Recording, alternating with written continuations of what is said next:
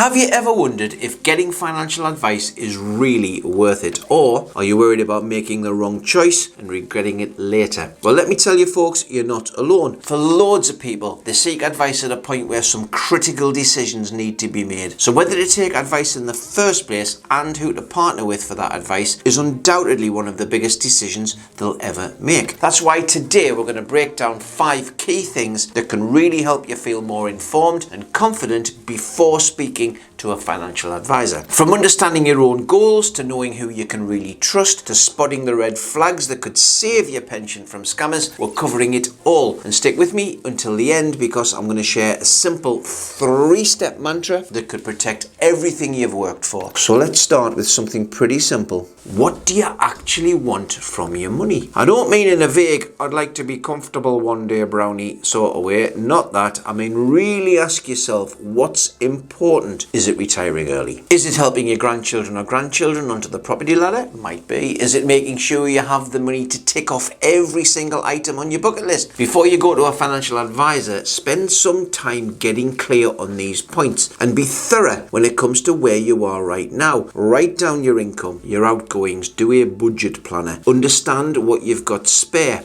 if anything. Make a list of what you've already saved and where it is, and of course what pensions you've paid into over the years. And importantly, map out your debts. How much have you got? What are your repayments? And when will those repayments stop? I.e., when will the loans be repaid? Think of it like going to the GP. Now, you wouldn't walk in and say, I don't feel right, without giving proper details of what's actually wrong with you. And the doctor will certainly ask, won't he? The clearer you are, the more meaningful the advice will be. It makes the difference actually between generic guidance and a plan that's truly personal to you. Now, advice is most valuable when you reach a particular point where the stakes are very high. Maybe you've been left an inheritance or a pay rise has come, you might have got a bonus you weren't expecting, or it might be bigger than you thought it would be. And you might be thinking, I need to use this money very wisely. Maybe you're doing your monthly budgeting, you do that, right? And looking at how much tax you're paying and thinking, good grief, where's it all go? Or you might be staring at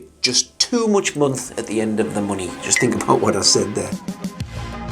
Or perhaps you're weighing up your ISAs, your pensions, your investments and thinking, what am I actually doing with all this? Is it in the right place? I've got no idea. That's pretty typical. Maybe work is getting on top of you. That's pretty common too in today's world. And you're wondering, when will life just get that little bit easier? Well, those are all whys. The when is usually a turning point in life. It's a light bulb moment. Maybe retirement suddenly feels a lot closer than it did yesterday. And now many of our new clients are in their 50s because typically that is when the retirement light bulb switches on. And sadly as well, in our 50s, we often find our bodies start to rebel against us. Or worse, we start to lose friends and relatives to heart attacks and the likes, and we're thinking, oh, we're only here once. Now, just this month, one of my friends messaged me from hospital, having had a heart attack, packing his car up to go and play in his band. That was pretty scary for us both, and he was only 62. Let's talk about the where, because that's critical. Today's world is full of adverts and cold calling and cold messaging. Some of it will be genuine and some of it will not. So if something grabs your attention, well, check out the firm's credentials before you engage properly. Another way to think about is social media and what I like to call the lay experts out there. It's never been easier to get opinions into the public domain, has it? And of course, everybody's got one. I'm amazed at some of the advice I see on Facebook forums, for example. I think the biggest problem is people asking a question, usually about investing, and seeing others responding with what they did and how wonderful it's been for them. Well, that's all well and good, but the reality is, A, there are thousands of investments out there to pick from. B, who knows how they arrived at that decision? Might have been luck, might have been good management, who knows? And C, there's absolutely not a one-size-fits-all solution. The same with tax questions that are posed on social media as well. I see so many wrong answers, opportunities being missed, and again, the bigger picture should always be considered. You may as well ask your mates down the pub for advice, to be honest. The who also matters. I guess it's linked to the where. You need a firm or advisor you can trust, somebody who's regulated, accountable, accountable and experienced and of course actually qualified to give you the advice that can change your life. This isn't just about managing money, folks. It's about making decisions that genuinely support the life that you want to live. So choosing the right firm and advisor gives you confidence that your financial plan is built on solid professional guidance, not guesswork. Now, the other thing to think about, longevity. Not of you, of course, although you do have to think, how long am I going to live? I think I might think about that every day. But for your advisor, the longevity of your advisor. The average age of advisors in the UK is fast approaching 60. They're all getting older. Eventually they'll retire. They're entitled to retirement too. We actually take on many clients from retiring advisors and look after them very well. But think about your next 30 years. Joining forces with a firm or an advisor that will be around as long as you will avoid you having to make all the who decisions again. So it is pretty important. This is something most people don't fully grasp before speaking to an advisor in the first place. And of course that's completely normal. The way financial advice is charged might feel pretty complex at first. So let's talk a bit about that. But a regulated advisor is required by law to explain very clearly the charges that will apply before you agree to anything. There's no such thing as a free lunch. Well, except perhaps our free pension and retirement planning review. That doesn't cost you anything. But that said, financial advice isn't free in the long run. Financial advisors, along with the product and investment providers that we work with, they need to be paid for the expertise and services they provide. Your window cleaner or your plumber coming around to do a job for you, you're going to pay them, aren't you? It's the same with financial advice. What matters is that you understand exactly what you're going to be paying for and how those costs are structured and what value you get for the money you spend. Now, in the UK, financial advisors can charge in a few different ways. So first, let's talk about flat fees. That's a single agreed amount for the advice or service you receive. That's generally for something that's one-off advice. There's hourly rates, a bit like a solicitor or an accountant, for example. Payment based on the time the advisor spends working with you. Then you've got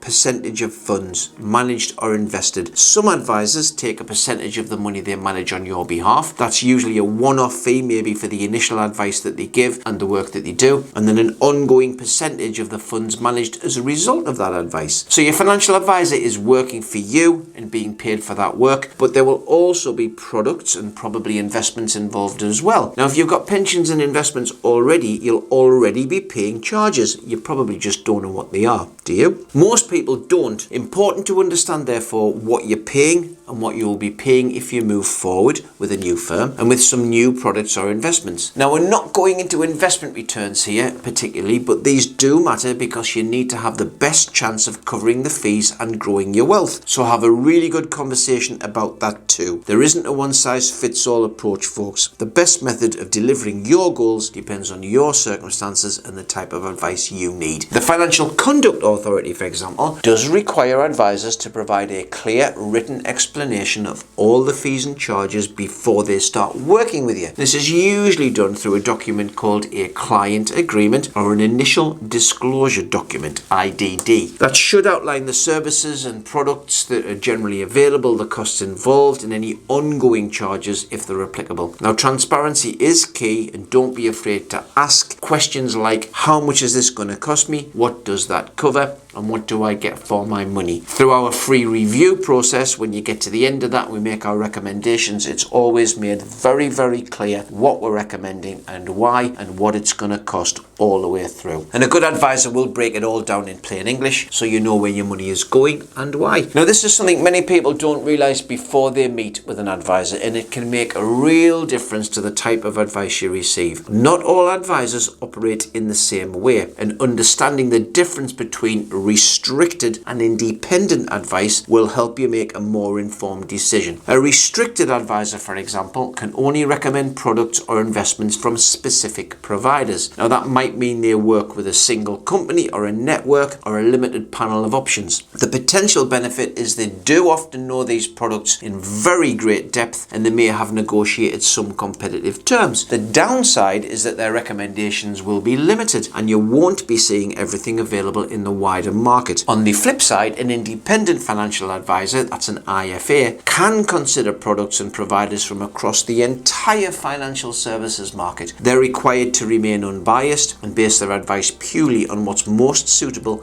for your specific needs and goals. Now, typically IFAs like Reeves will research the whole of the market, will have a good look out there at what's about, and will identify the very best, most suitable providers and products for clients. They'll then develop very close relationships with those best of breed firms, which supports great service and great results. Overall, the advantage of using an IFA is choice. You're getting the benefit of a full view of what's out there, but neither approach is automatically better or worse, I've got to say, but it's crucial to know which one you're dealing with. Now, this next tip is absolutely crucial. There are definitely scams out there, though I think generally speaking, the industry and the public are doing a lot better at protecting against them these days. But falling foul of a scam can absolutely devastate your financial future. So however you come across an advert for financial advice, just stop and think for a minute before you click on anything. You must do your due diligence. I see it all the time, and you probably have too. Headlines screaming, I lost my entire pension to a scam. I think there was an advert not so long back where there was a guy on a jet ski and he was doing that on somebody's pension. Now, I know Martin Lewis goes on about this all the time as well, and I hear his frustration, I really do. But the truth is, these disasters are definitely avoidable if you follow a few simple steps. You might have heard of catch it, bin it, kill it. I think we all remember that one. We've adapted that approach specifically for pensions. It is check it,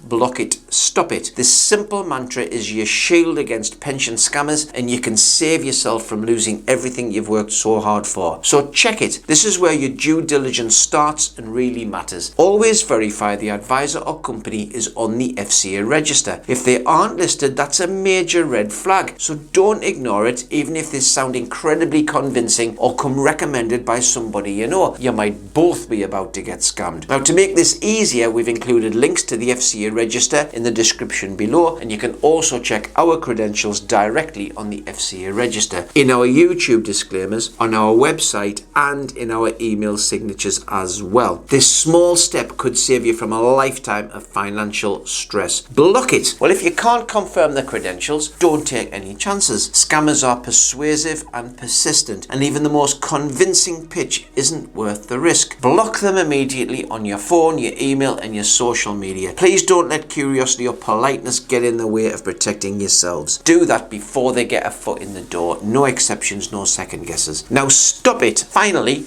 take action by reporting them. Whether it's a suspicious text, it's an email, it's a website, phone number, social media ad, you can report it directly to the FCA. It's quick, it's simple, and it helps protect others from falling foul of them as well. We've included a handy link in the description below for that as well. Following check it, block it, stop it is all it takes to protect your pension and your peace of mind. And remember, your pension isn't just money, it's your future. Take the time to do these checks today, and you can rest easy knowing you're safe from scams. Your pension is your future, so protect it. Please take a moment to do the checks. Don't let scammers take what you've worked so hard for. Now, we're going to talk about regulation now. We only work in a regulated environment. Everything we recommend benefits completely from the FCA's protections, and they're very significant and very important. But there are also non-regulated products out there. These do not benefit from the same protections if things go wrong. So please be mindful of what you are buying into. Before you seek advice, take time to get clear on what you want from your money, where you stand today, because advice is most powerful at life's turning points. So approach it thoughtfully from someone regulated and trustworthy. Make sure you fully understand the costs involved and whether your advisor is offering restricted or independent advice. And finally, always check the credentials on the FCA register and protect yourself from scams. Good financial advice can and will shape your future, but only if you approach it with clarity, awareness, and caution, and you properly engage with the people trying to help you. If you want to learn more about our services and a free financial review, please click the link in the description below. We'd be delighted to help. We go into more detail about our services and who we are, and you can check out all of our credentials so you know we are a firm you can trust. Now, if you found this helpful, you'll definitely want to watch my next video. Don't pay 40% inheritance tax. Do this instead. Far too many families end up giving away a huge chunk of their wealth to the taxman completely unnecessarily, and often simply because they didn't know their options. It's going to get worse, I expect, as well when pensions are included in the states for IHT purposes in 2027. So in this video, I'm going to walk you through practical legal ways to reduce or even avoid paying 40% inheritance tax altogether, so more of what you've built stays with the people that you care most about. So before you make any big decisions,